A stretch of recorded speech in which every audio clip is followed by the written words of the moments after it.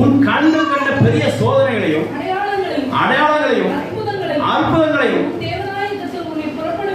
உன் தேவனாய கர்த்தர் உன்னை புறப்பட பண்ண செய்து காண்பித்த பலத்த கையையும் ஓங்கிய புயத்தையும் நன்றாய் நினைத்து அவருக்கு பயப்படாதீங்க. உலக காலத்துக்கு நீங்க பயப்படாம இருக்குன்னா இதை நினைச்சு பாருங்க. கர்த்தர் வரைக்கும் ஒரு கையினால் செய்த அற்புதத்தையும் சோதனை வென்ற காரியத்தையும் விசேஷமா அற்புதங்களையும் நினைச்சு பாருங்க. அதை நினைத்து பாருங்க, அவங்களுக்கு பயப்படாதீங்க. அருமையா மோசே சொல்லி வச்சிருக்காங்க. கடல் ரெண்டா விழுந்துச்சு, அதோட உங்க பெருமையா வானத்துக்கு மண்ணா வந்துச்சு, என்ன எதுக்கு பயப்படுறீங்க? பயப்படாதீங்க. இப்படி நினைச்சு பாருங்க. பாரம் சும்மா விட்டானா உடலையே ஒரு வரட்டி எடுத்து வரத்திருத்தர விட்டான். அதெல்லாம் யோசித்து பாருங்க. அதில் கத்தவங்க மீட் எடுக்கலையா? நீங்கள் நல்லா பார்த்துக்கோங்க. உங்கள் அவிசுவாசம் உங்களுக்கு ஒரு பலவீனமாக உண்டு பண்ணும்.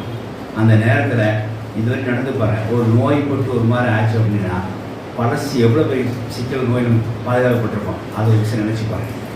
அடுத்து வாக்குத்தத்தம் இருக்குல்ல, வா என்று சொல்லி பேர் அழைத்தார். வாக்குத்தத்தம் இப்போ நமக்கு ஒரு வாக்குத்தத்தம் இருக்கு அப்படின்ட்டு தான். அப்புறம் அந்த எனக்கு அந்த பேக் சொல்ல பார்த்தேன். இந்த வசந்த பயமுள்ள ஆவிய கற்று